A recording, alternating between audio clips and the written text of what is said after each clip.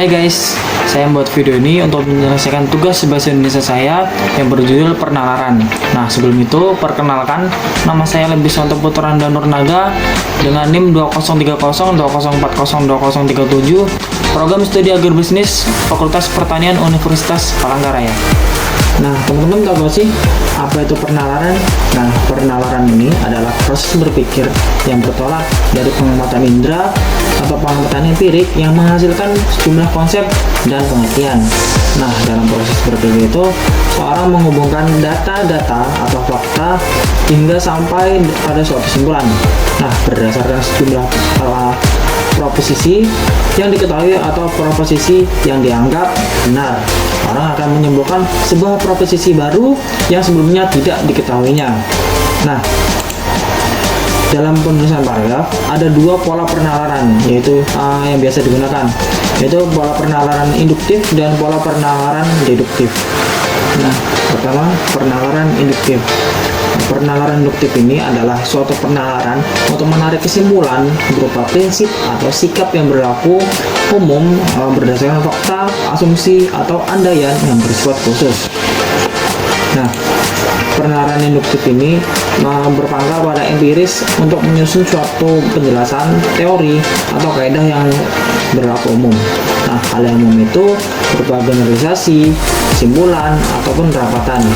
Nah, ada tiga jenis pengambilan kesimpulan berdasarkan pernalaran induktif ini, yaitu dengan analogi, generalisasi, dan hubungan kausal atau sebab akibat. Pernalaran induktif analogi. Nah, pernalaran ini merupakan proses penyimpulan berdasarkan kesamaan data atau fakta. Nah, dengan kata lain, analogi ini merupakan suatu proses yang bertolak dari peristiwa atau gejala khusus yang satu sama lain memiliki kesamaan untuk menarik sebuah kesimpulan. Nah, titik tolak dengan pernalaran ini adalah kesamaan karakteristik di antara kedua hal tersebut. Selanjutnya, pernalaran induktif generalisasi. Nah, generalisasi ini merupakan suatu proses pernalaran yang bertolak dari sejumlah gejala atau peristiwa yang serupa untuk menarik kesimpulan mengenai atau sebagian dari gejala atau peristiwa tersebut.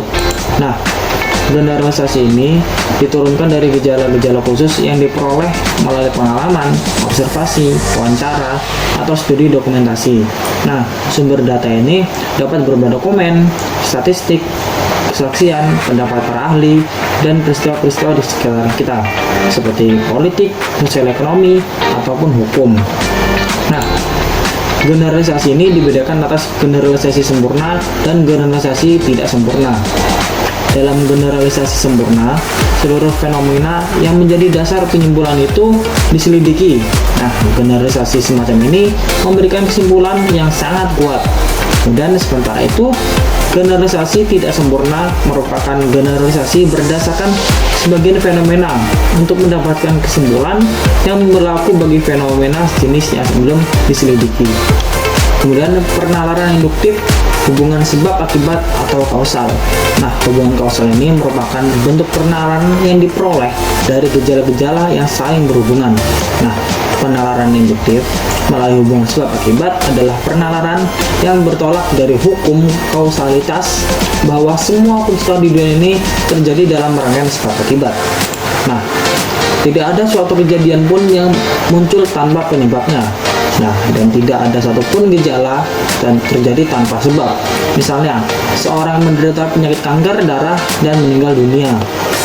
Kemudian, dalam kaitannya dengan kausal ini, terdapat tiga hubungan antara masalah. Yang pertama, sebab akibat, kemudian akibat sebab, dan akibat akibat. Nah, hubungan sebab akibat ini, dalam hubungan sebab akibat ini polanya adalah efek dari suatu peristiwa yang dianggap menjadi penyebab lebih dari satu keadaan. Kemudian yang kedua, akibat sebab. Nah, hubungan akibat sebab ini merupakan kebalikan dari hubungan sebab akibat. Dalam hubungan akibat sebab ini, suatu keadaan atau kondisi merupakan akibat dari serangkaian atau berbagai peristiwa. Misalnya, seseorang yang pergi ke dokter merupakan akibat dan sakit menjadi sebab. Kemudian sebab akibat-akibat. Dalam hubungan akibat-akibat, sebuah peristiwa atau keadaan langsung disimpulkan akibat yang ditimbulkannya. Nah, seorang langsung menghubungkan peristiwa tersebut dengan peristiwa atau kejadian yang mengakibatkannya, meskipun tidak disebutkan dalam pernyataannya. Selanjutnya, penalaran deduktif. Nah, penalaran deduktif ini merupakan pengambilan kesimpulan berdasarkan hal-hal yang khusus. Nah, dalam penalaran ini simpulannya dibentuk dengan cara deduksi, yaitu dimulai dari hal umum ke yang khusus, atau yang ke arah yang lebih rendah. Yang pertama, silogisme. Silogisme ini adalah rangkaian 3 pendapat yang terdiri atas 2 pendapat dan 1 kesimpulan. Nah, 3 pendapatnya yaitu pertama premis mayor, premis minor, dan kesimpulan. Nah, premis merupakan proposisi yang menjadi dasar bagi argumentasi. Nah, premis mayor mengandung term mayor dari silogisme yang merupakan generalisasi atau proposisi yang dianggap benar bagi semua unsur atau anggota kelas tertentu. Premis minor mengandung term minor atau tengah dari silogisme dan berisi proposisi yang mengidentifikasi sebuah kasus atau peristiwa khusus sebagai anggota dari kelas itu. Kesimpulan adalah proposisi yang menyatakan bahwa apa yang berlaku bagi seluruh kelas akan berlaku pula bagi para anggotanya.